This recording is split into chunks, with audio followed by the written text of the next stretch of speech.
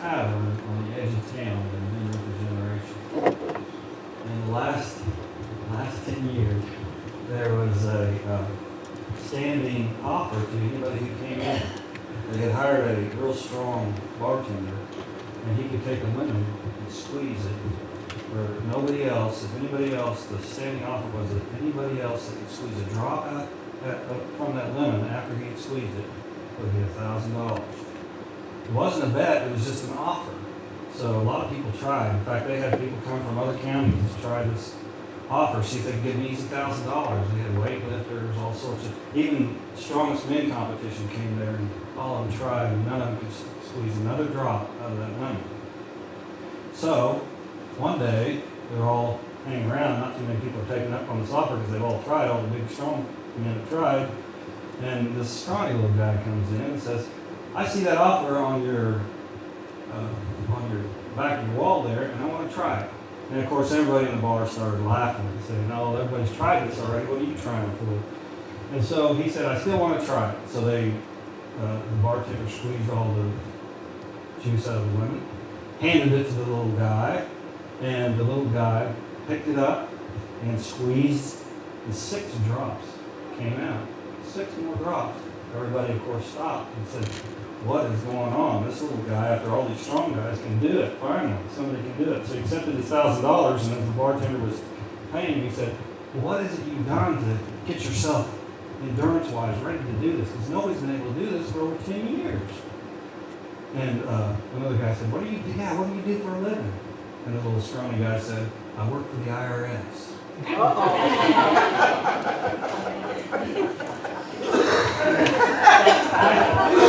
I've had that one for a long time. I haven't used it because I thought now, since all the news and stuff, maybe it'd be better. Maybe that's what should have been left back there.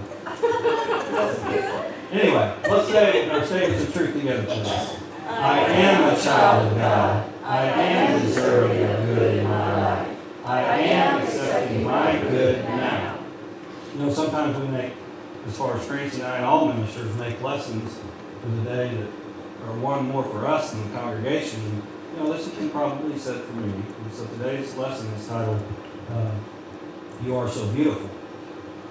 And I have some questions for everybody in here, and of course they're directed to me too, but did you know how beautiful you are? Yes. Oh, good. Some of you said, yeah, it's wonderful. Oh, these guys are so high up in consciousness, we probably don't need anything. Anyway, when was the last time, though, you accepted the truth of the beauty that you are when someone was telling you how beautiful you are? Are you able to tell yourself how beautiful you are? Most of us, and I think you'll agree, were brought up in a time where when we express something like our own beauty, that it was considered boasting or bragging or arrogance or showing off in some way. Don't you agree with that? I mean, I was, at least. But what if we see the beauty in ourselves the same way that God saw the beauty in us when He made us in the image and likeness of Himself? Doesn't it stand to reason that if we were created by God and we are not seeing the beauty within ourselves, the image and likeness of God, then we are not seeing the full expression of God? It seems to be easier for us to see the beauty in another person well before we admit the beauty that we have within ourselves. So I want us first to do something. And this is the uneasy part of the service. You know that. It's early, though. We're getting it out of the way. So I want you to turn to somebody else and say, you are so beautiful. And, wait, oh, good, you're doing it. But make sure, hold on, stop. See, that was the easy part. But I want you to do the hard part too, and have somebody else listen to when somebody else says, you are so beautiful, and take it in, okay? All right, now we can do it.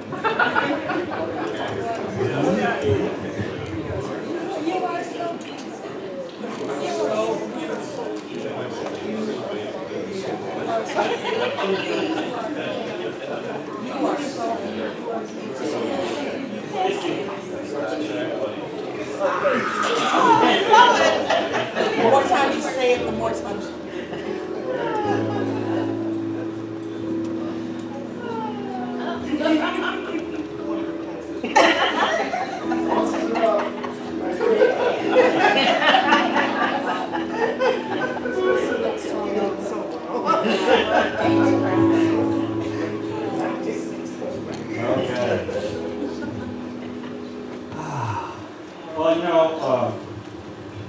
figure out how to do something like that every so often in the lesson, so those of you that fall asleep will have to wake up for a little bit. And, no, you know what? I kid about that because I used to be one too that was in the congregation, and I don't mind you close your eyes. You know, I think sometimes we take in stuff more when we close our eyes than when we don't.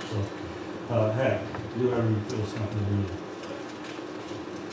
But so it's not a bad thing to be modest when we're talking about ourselves, and yet we cannot let that modesty seep into the truth of who and what we are. If we are in tune and aware of the truth of our being, then we know that we are unlimited in anything that we do. We know that our connection, our being part of all creation, that creation itself comes from us. If we do not realize this for ourselves, then we are doomed to be less than we can be. You remember the old Army ad saying, "Be all that you can be"? I don't think they use it anymore. Do you remember that? Yeah. It was very well publicized. I don't remember what years it was, but anyway. But how did the Army, if they talked you into joining for that reason, then how did the Army help you become all that you can be? Well, just think about it for a minute. What they did in basic training is they isolated you from all the noise of the outer world and trained you to become what they wanted you to become. And even though what you became was already within you, the Army was credited for making you become all that you can be. And if we allow the Army to define us in that way, then that is what we will be. Maybe something more, but maybe not. It is not a bad thing to grow from what others have taught us. In the fact, many of us have benefited greatly from the things that we have learned from others, whether that be from a government entity like an armed force, or a college that educated us, or like a lot of us, just learned a lot of stuff on the street. However, if we live our life, or if we leave our life up to defining our life by only the things that we learn from outside of us, then I say we have not lived life at all. Only by going within and learning that which is ours already, that we already know, to become aware in a physical sense, that which is beyond the physical, can we truly live a life that will include blessings both seen and unseen. Let me repeat that. Only when we go within and learn that which is already within us and become aware of how that looks on the physical sense, can we learn and know that there are many blessings for us beyond the physical sense, both seen and unseen. When was the last time that you felt joy and happiness well up inside you from something other than what's going on around you? I know that we've all experienced this because we're all old enough. And I'm sure you have too. It could have been that you are minding your own business, walking along, doing whatever you're doing for the day, and that feeling of joy and happiness overcomes you because you remember a time that brings that feeling about. The birth of a child, the thrill of a roller coaster, the love that you feel for another. Any and all of those can bring up that feeling for me. And you may say that these memories I just mentioned had something to do with what was happening outside of me, which is factual. Yet by going to prayer and becoming aware of my spiritual nature, I know that those feelings of joy and happiness are already within me. It is up to me to allow these feelings to be felt by me. I can bring them on at any time because they are a part of the truth of who I am. This is important for me to know and for us to know so that I will not be limited by what is going on around me to define who and what I am. You are a child of God, created in the image and likeness endowed with all the ability to do and be anything you want to be, no matter what your age is. You are so beautiful because you are God in expression on earth. During this physical part of life, I choose to be with other expressions of God that are awakening to more of the truth of who and what we are. I was reading a blog the other day from a community minister that has a church in Colorado. He described how he was raised in Missouri and how his family would take him to other parts, or other family in Colorado once a year. They go at different times of the year, and he always loved the beauty of Colorado when he was a child. He loved the mountains and the diversity of all the landscape, each and every season that they would go over to Colorado from Missouri. Yet he also described that the trip was very boring too, because he would always have to travel through western Kansas. And there's nothing in western Kansas but flat plains as far as the eye could see. Since becoming an adult, though, and living his lifelong dream of moving to Colorado and living there, he has come to appreciate the beauty of those wide open plains in western Kansas.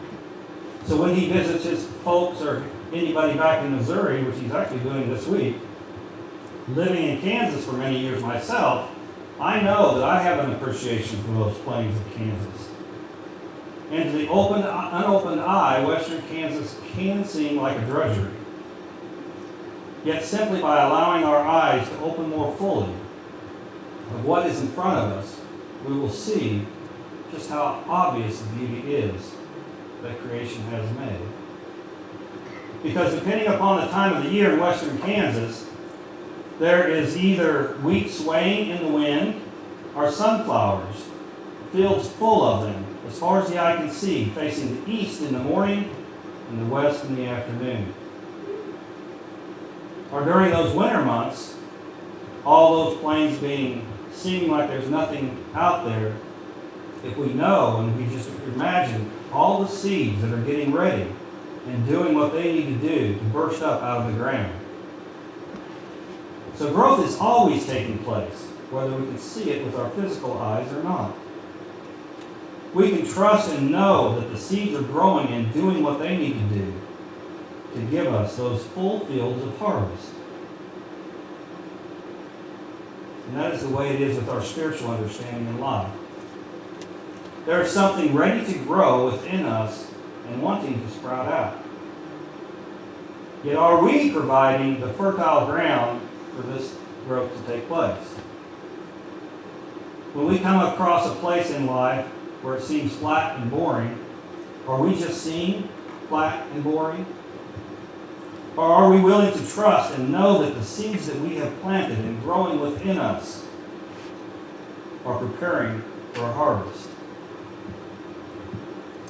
When we come to this understanding, we will be more aware of the seeds that we are planting today. We plant seeds by the words we use, how we treat each other, how we treat others we don't know, and more importantly, most importantly, I would say, the thoughts that we think. Our thinking is what directs and controls our lives. Whenever we are thinking with only the sense consciousness, only the outer, using things that have been seen with our physical eyes only, then we are not incorporating metaphysical understanding into our thoughts, then we will experience more of that flat and boring. But as we come to appreciation of the growing season, by going within to see the beauty, no matter what time of year it is, we will come to know that the whole process is filled with beauty and grace. This is a major part of the beauty that each of us possess. Any of you that have kids know that the seeds that they have planted, sometimes the expression isn't the best at different times in life, or at least according to us, with our physical eyes. Yet we have to know within them are seeds that are also growing. Seeds that we have helped plant. And in that image and likeness of God that we are all created in, we carry all those attributes that God has and the ability to use those attributes in our own unique way. And I don't know if you remember, but Jacob in the Bible, when he became scared, yet was reassured by a dream. Because many things in the Old Testament Hebrew Bible were dream interpretations.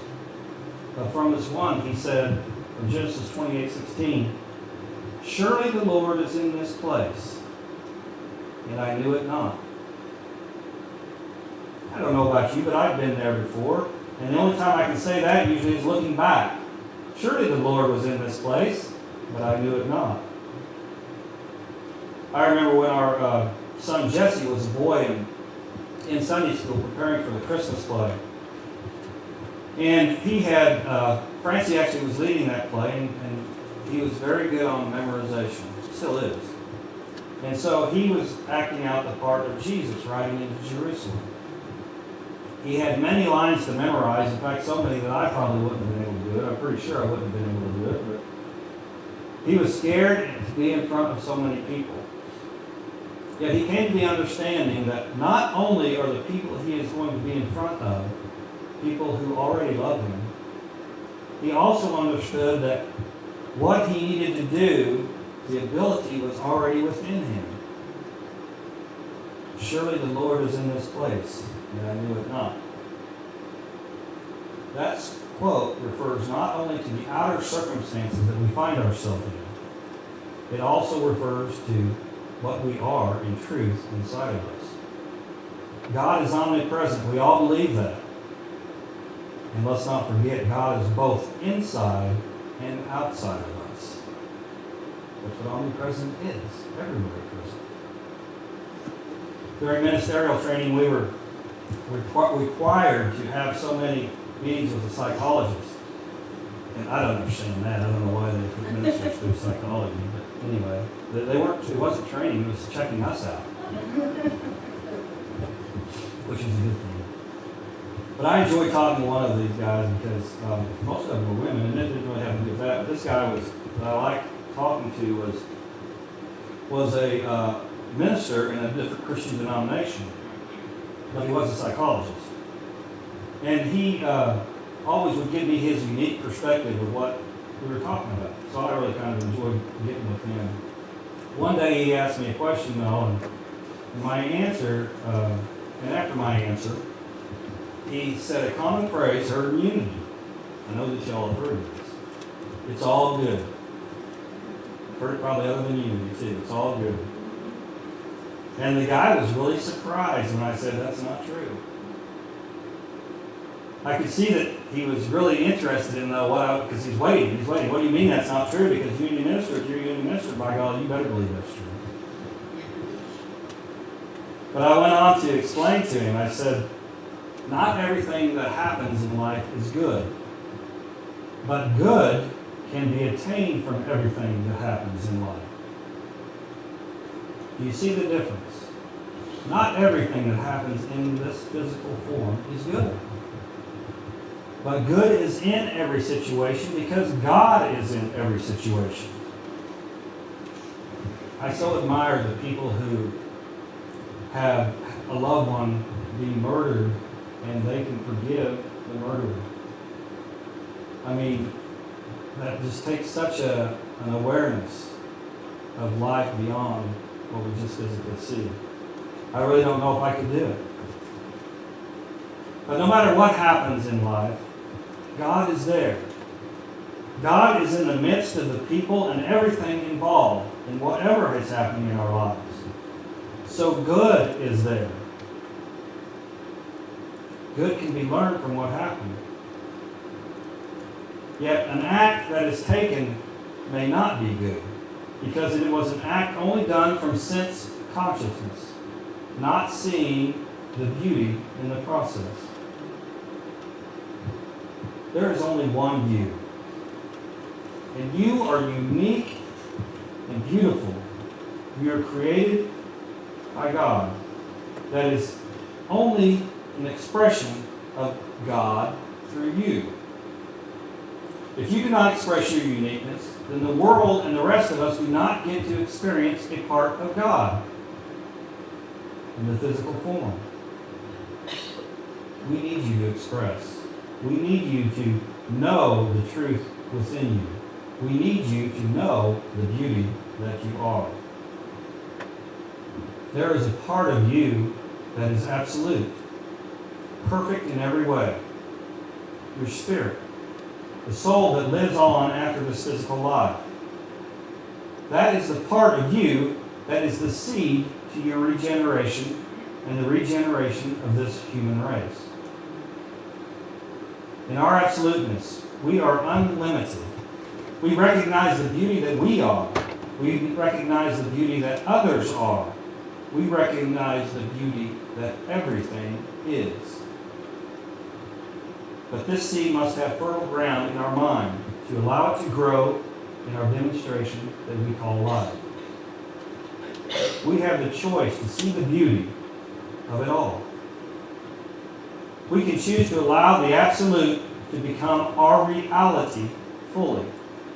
And that's really what we're here for. As truth students, isn't it? Truth students, we're here to bring that reality, that truth within us, to fruition.